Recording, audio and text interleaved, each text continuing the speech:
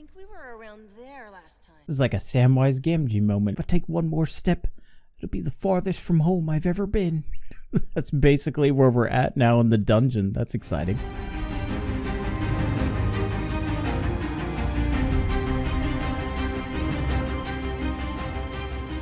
I am Noxiddar!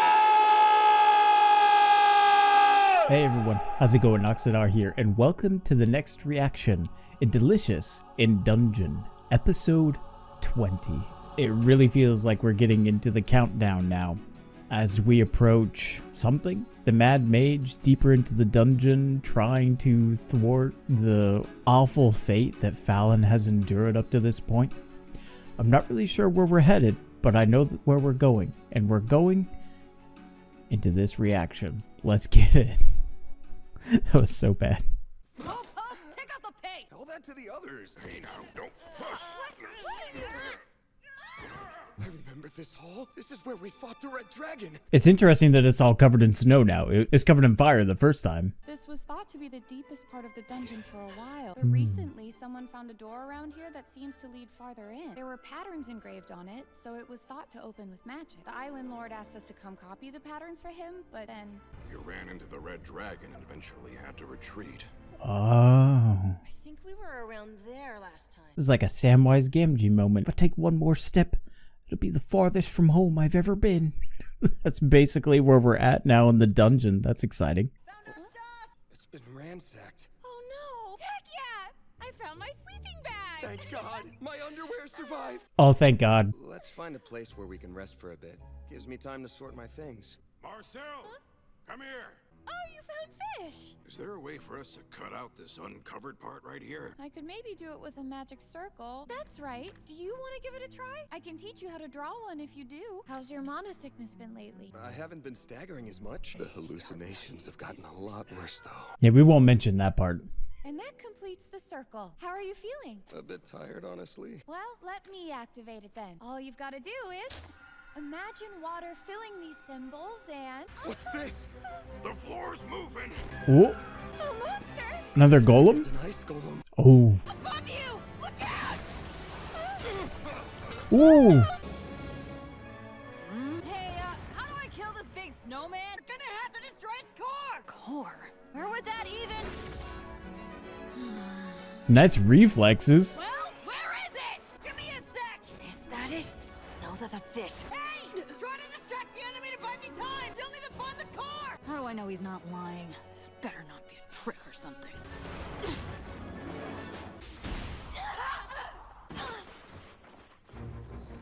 Why'd it stop moving? How long do I have to keep this up? Good! That was long enough! Yes! Nailed it! Idiot! Do you think this is a game? You're the idiots! Check out where the arrow hit it! While I am able to use ranged weapons, I can't exactly do that much damage with any of them! Strange to be a Dex character and not have that much range damage.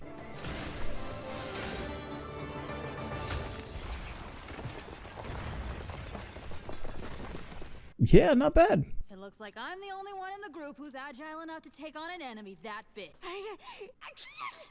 Looks like the cold caught you though. Take off all your wet clothes so we can dry them. Here, I'll hold this up to cover you. You really don't have to do that, you know. Not like anyone's gonna get excited over a beast getting naked. At least tell me the number of nipples or with the teleconnection to Naturally. Should have guessed. Wait, that comes off?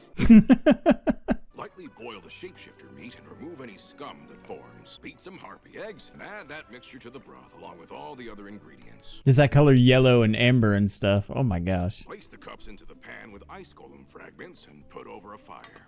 And it's ready. Hey, don't just start eating on your own. I think I deserve to eat before the rest of you. A meal's something you only start when everyone's together. Oh man, that does look pretty good. I'm not even much of a fish eater, so. Hey, Izutsumi. What is it? This is for you. I sewed up one of the bags that got ripped. You should use it. And, sorry I called you a beast before. I have a notoriously foul mouth. Traveling with a group of strangers can be uncomfortable, but once you get used to it, you'll see the advantages. You can rely on them to handle things for you. That was probably a really big gesture for Izutsumi, because I have to imagine that probably whatever she has wanted, she has felt like she needed to take. So to actually be able to have something where it's, you know, gifted to her out of kindness and also out of, you know, practicality. Yeah, I think that's probably a huge gesture for her. And you could kind of see it in her eyes as she was tracking him as he walked away. Thank you for the good meal. Thanks. She's getting there. Yeah. Ta-da! They're Namari's clothes, but they're perfect, right? Let's start heading out now. Hold on. Great. I boiled the mandrakes in some sweet sauce. Here. But this belongs to you. Don't want it. It's really good. I said I don't want the thing. Cut it out! Ooh. How horrible. We've been walking for 2 seconds and there's already blood drawn? So why don't you want to eat it? It's a monster. It's not fair to question why someone doesn't feel like eating monsters. This is really tasty. I like how it's just letting us hear the storm as they travel. I'm getting hungry. But Senshi fell asleep. We can prep a meal in the meantime. You can't be a picky eater when you're inside a dungeon. You should get used to trying things. No! Only eat the things I want to eat! Eating monsters isn't going to turn you into one. Do people who eat pigs and sheep turn into either of those animals? How in the hell do you explain that then? Explain what? A tree actually grew a sheep. That's a Barometz. So first of all, that kind of plant is always Shut like... it! Whatever, man. I'm gonna go catch that sheep. A monster? That's what it's classified as, but it's harmless. What's not harmless is they attract carnivores. We shouldn't linger. Let's harvest it and then... Quiet. Huh? Oh. Crap! The dire wolf pack! I need a staff. Hey, hold it! I'm not a fan of dogs. They're annoying and they smell bad. You didn't fight when we were dealing with that ice golem earlier. It's true I relied on you guys back then, but it wasn't because I didn't want to help out. I smell fire on the wind. Follow it. We'll get back to where we came from. Do you know where you're going? Is this the right direction? I take whatever path I like the best. You should learn to do that too. Why bother doing things you don't want to do? I think the wolves are coming after us. It's amazing how like someone can see themselves as having so much freedom and being so stubborn to escape whatever, for lack of a better term, path that they set themselves on. It's kind of interesting how, especially with like our last episode talking about escaping the matrix, the set of programming and the prison that we put ourselves in. And that's kind of what I'm getting a feeling of with Izutsumi, is that there is something admirable about knowing what you like and going after it. But at the same time, you have to admit that purposefully narrowing the experiences that you allow yourself to have means that you will develop and grow as a person who is less about experiencing life and more about taking a linear path and just traveling through it like a tourist. And you might know people like that in your life, where all the choices they make seem safe, they seem predictable, and they're content in that. But the worst kind are people that have that kind of path that they set themselves on and are never satisfied by anything. And then when you like try to tell them the most obvious thing, like maybe you should try something different, they get really upset. They get really upset because that like matrix that they've placed themselves in has such a tight control over them because of their own programming. So I always find like characters like this really interesting. Not so much in that they are limited in scope, but how all these external factors are going to chip away at that. And we saw that with Marcille. Marcille being kind of the voice of reason, especially when talking about monsters and enjoying them and things like that. I'm glad to see this character growth over the course of the series, and it looks like we might have to be doing that with Izutsumi as well. Let's just lose them. What? Selfish.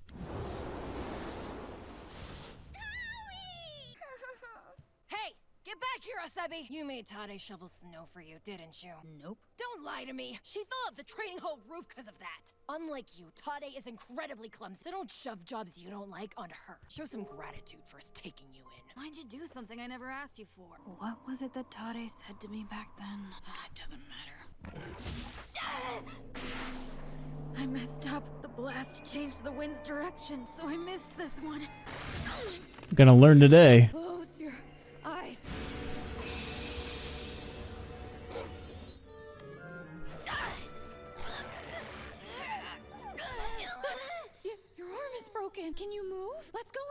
others. Gonna be needing a healer, it seems like. You wanted to know why I eat monsters, didn't you? I have multiple goals that I want to accomplish. So, while working to achieve all my goals, I sometimes run into things that I don't like.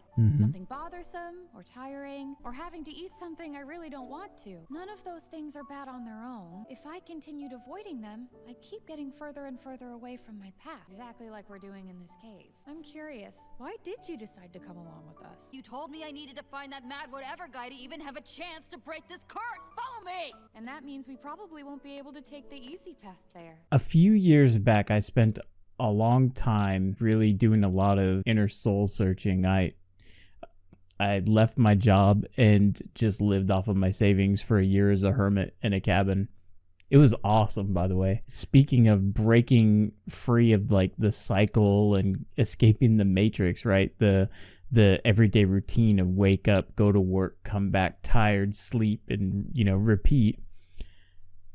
And just being able to like take in the sight of watching the leaves fall and change colors and fall, completely empty the tree as the weather changed and we went into winter, and then watching new life begin again, and just like having these observations free of the constraints of expectation, I started to realize that every moment of resistance I had ever countered in my life, where it was me unwilling to do something, it was all entirely self-inflicted.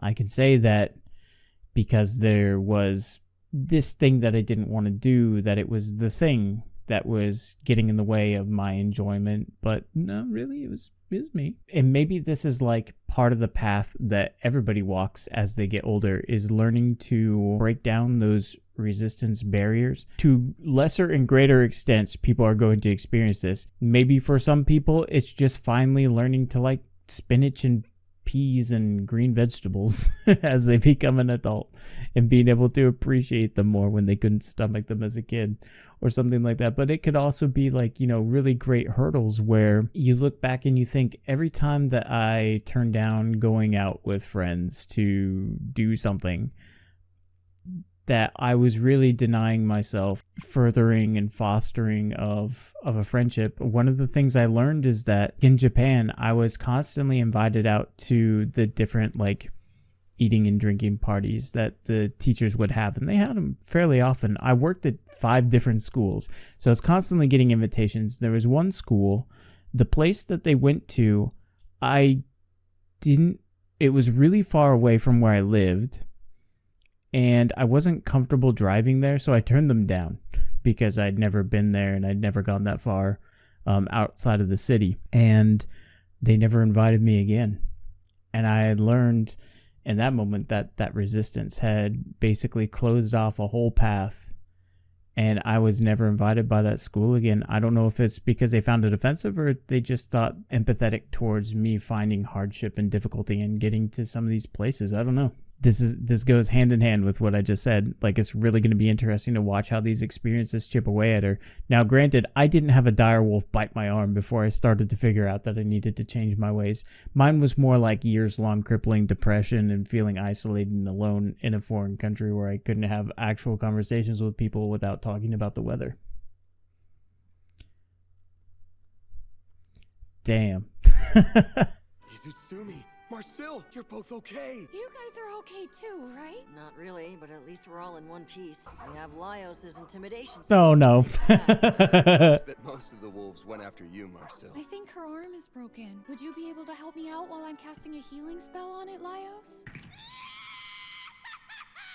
You did great, Izutsumi. The healing spell hurt more than breaking it. First, cut up the Barometz ribs into whatever portions you want. Season them and put them on the fire. After both sides of each have been nicely browned, add wine over top over the pan, and then braise them. Next, boil the remainder of the fruit, peel off the skin, and cut it into chunks. Add some garlic and simmer all of it together. At the sauce finish, you take that, pour it over the meat, and it's ready.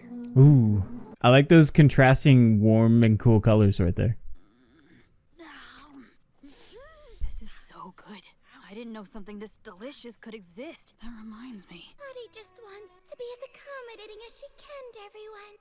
Don't get discouraged just because of some minor inconveniences. Yep. Guess this is what she meant. Sometimes you get tasty things out of doing what you don't wanna. Good job. I'm proud of you. Don't touch me! I only ate it because I had no other choice. You'll never see me eat gross veggies or monsters again! By the way, Marcille, you've barely touched your food. Marcille deeply regretted being the one to close off her own escape route. Dungeon food. Delicious in dungeon. The dangers of encouraging others is that you sometimes have to you get a little encouragement yourself when you least expect it. Oh man, I think it's so amazing how I'm able to just get so much out of it. I'm typically a pretty introspective person. Like me in person, I'm often very quiet and I'm just observing. I really only engage when someone engages with me, and I kind of like that. So it's actually very difficult for me to just sit here and just like talk, especially to talk over things, because I'm so well suited for just listening and taking in information. So talking over it is sometimes difficult for me, but I know we'd be here forever if I paused every single time. So I'm trying to find that healthy balance of like pause and then just like get a word in so I can get back to focusing. And I know a lot of people are checking out these reactions to see what I think about the story, and I mean, it's pretty clear. I love this story. I love these characters, and I love the way it makes me think, and I love how cooking and meal prep is like the anchor and the heart and soul of how this story expresses itself, going back to the shapeshifter and using cooking as a device to try to puzzle things out. I think that's so clever. I love how this particular episode really took us on a journey of, if you allow it, that is, to be able to kind of like self-reflect and analyze and think about times and situations where your reluctance was actually holding you back instead of helping you go forward, and sometimes, you know, reinforce or get back on the path. You know, like Marcille said, that every time you sidestep an obstacle in your way, you become further and further from the path that you were set on in the first place. Obviously, it doesn't mean just like blindly walk into dangerous situations. Don't do anything to put yourself needlessly into potentially harmful or dangerous situations, but, you know, be receptive to and open to the possibility that things can be better because you did the thing, than avoiding it or trying to escape from it. Our time here on this planet is so finite, and if your recollection of your time is always from running away from things, the time you take to run away from things is not time spent running towards something. I think about that like meme with like the no regrets. These are really good reinforcements for where I'm currently at in life, what's going on as I get older, as I start to settle in and start to realize potential dreams that I thought for the longest time were only dreams. And then the other thing is like not being isolated and, you know, being receptive to others, and others allowing for others to be a part of that and to help. And that's kind of how I feel about this YouTube journey, you know, is it really, it always starts with me, it ends with me, but along the way, it's all of you. And I'm so thankful for that. Every single one of you, whether it's a like or a dislike, a pleasant comment, a spoiler, it doesn't matter. All engagement is a step in this journey that I find myself on, doing reactions. And I love having opportunities to have that reflection and to just reinforce how much I love what I'm doing.